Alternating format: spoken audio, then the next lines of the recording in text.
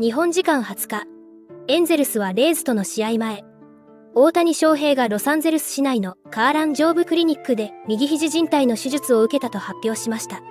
手術を行った医師によりますと、手術は無事成功し、ピッチャーとしては再来年のシーズン、バッターとしては来シーズンの開幕から復帰できる見通しだということです。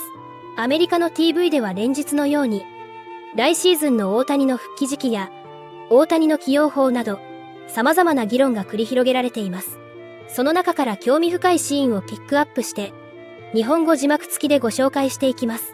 MLB Now では、ニューヨークポストのスポーツライタージョエル・シャーマン氏が、大谷の起用が引き起こす、ロースター編成の問題について力説していました。I want to say as we talk about Ohtani, but he's not jaking it as we used to say, right? Like he's getting after it. He's doing double duty. But I thought there was a lot of mishandling of him this year, and a lot of it, I wonder now, the way the week broke, Joel, I don't know how you feel about it. It seems to be a lot of it is incumbent upon him. A lot of it is like, well, he wanted to play the second game of a doubleheader. He wanted to start on Patriots Day at 11:30 in the morning in the rain. He wanted to do that. And if the Angels are going along with it, well, then you have a guy who's empowered to do what he did this weekend. Yeah, I think it would not be human nature, nor somebody who has representation, to not be thinking about free agency and what every little thing he does on and off the field means to him. Would the press conference be good for his free agency? Probably not. Nobody's going to care. No team's going to sit there and go, oh, I wish he would have done a free agency. If something blows up in the free agency, in the press conference, it's I don't know. If I'm a team president somewhere else, I'm thinking there's a proper way of handling that. Yeah. I don't know if it was handled properly. I don't think it's worth 1 cent. Out there for where he ultimately is. Look, would it affect me? Would it affect you? If you're looking from the outside, Ruben would say, the way this is being handled, would it affect you at all or no? Not too much. I mean, I have to find out more about the player himself. I would have to get into his brain a little bit and get a little bit more information and talk to the... Well, what's your view of what you've seen this year? I think he's doing everything he can to maximize his value. And if I'm a GM and I'm in one of those, if I'm making decisions, he's a special player. There's nobody like him. I get it.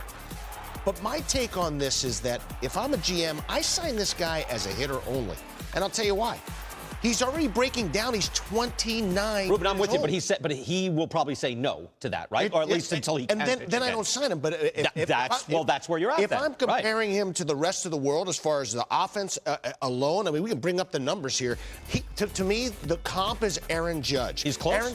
He's got a lot of things. And when you start talking about what he is as far as what his platform was, his platform year, obviously you have to factor in some of that pitching stuff. But my take is that this guy is not. If you get anything pitching out of him, that's a bonus. I'm with you on that. Last 3 years, he's hitting just below Judge and right around where Trout is. All about offense. What's your take on that? If you bring him in, if you attempt to tell him he's only going to hit, you don't even get a meeting. With him. Right.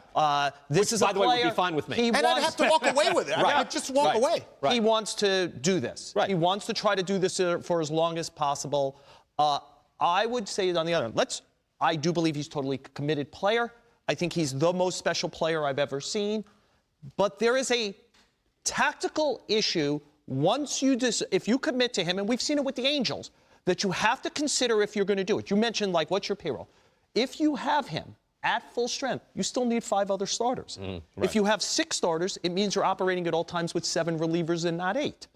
Right? If he's your DH, it means you need 8 position players at all time, none of whom could get rest time as a DH during the season. There is this other thing that goes on as you manage him while he's doing both of these things that cost money, beyond his money, that is roster issue, construction issue. So he is, bizarrely, he's the most special player I've ever seen.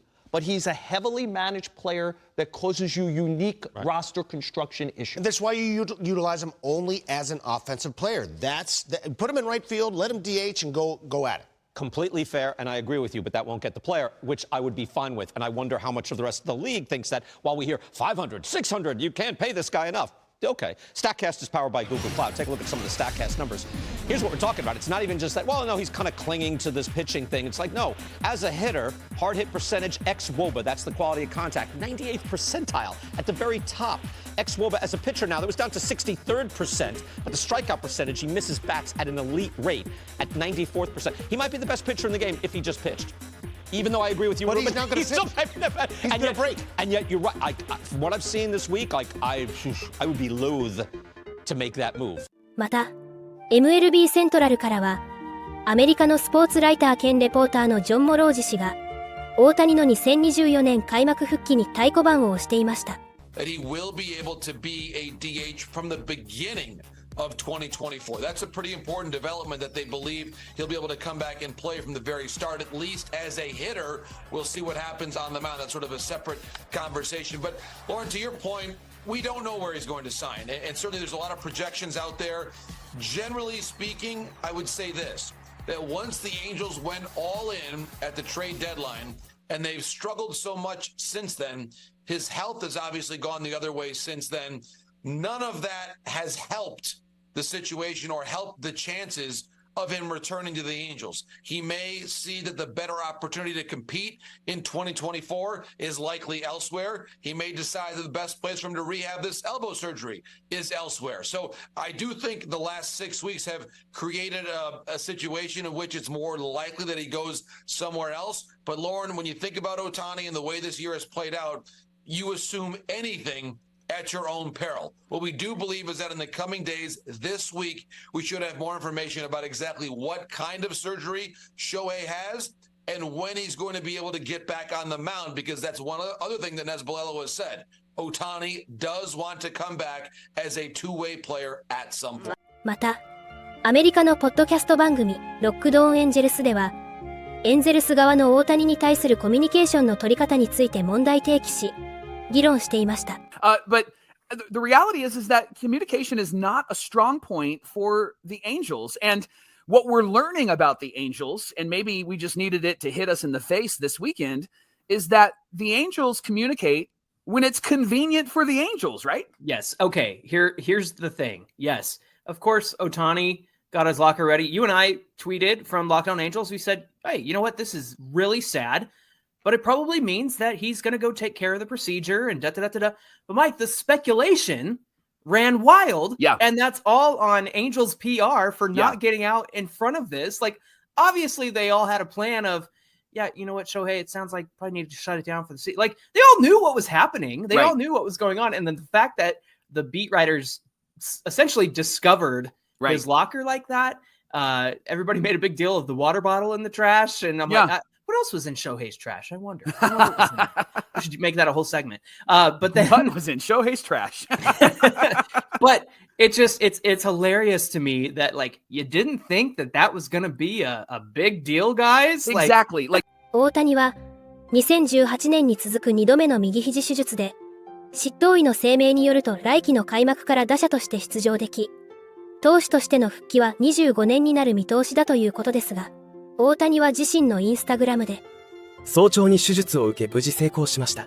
不本意ながらシーズン途中でチームを離れることになりましたが、残り試合のチームの勝利を祈りつつ、自分自身一日でも早くグラウンドに戻れるように頑張ります。と綴っていました。